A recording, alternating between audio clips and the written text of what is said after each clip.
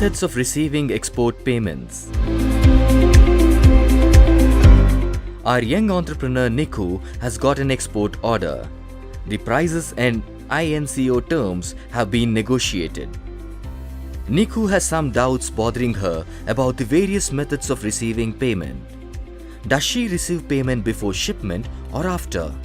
Can she be sure of payment after shipments? To answer her questions, we first explain what the various methods of payment in trade are. 1. Cash in advance. Here, buyer makes the payment before the seller ships out the goods. There is risk here for the buyer. Such terms are offered usually when the seller has a proven track record or the buyer knows and trusts the seller. 2. Open account. This is the opposite of cash in advance. Here, the seller ships the goods and then sends the documents such as invoice and bill of lading directly to the buyer before the payment is made.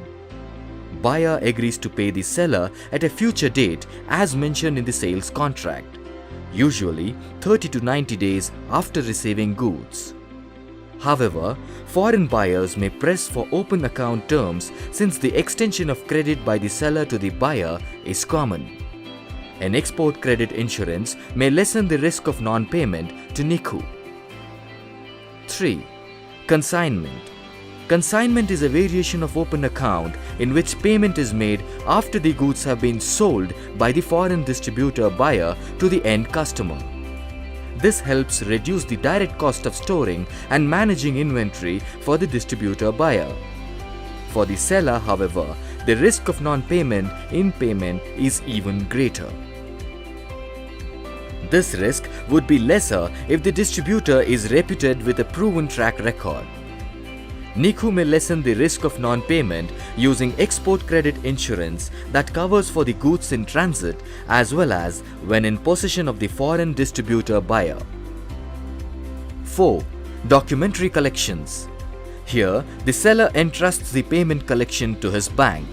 Niku's bank would send documents and collection instructions to the buyer's bank.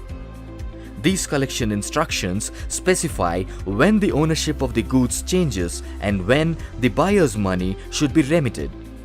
The buyer's bank would carry out the instructions upon receiving payment from buyer and remit it to Niku's bank. There are two types of documentary collections. 1. Documents against payment. Buyer is required to pay as soon as the ownership documents are presented to the buyer's bank. 2. Documents against acceptance. Buyer is required to accept a time draft as soon as the ownership documents are presented to the buyer's bank. Payment should be made at the maturity of the accepted time draft.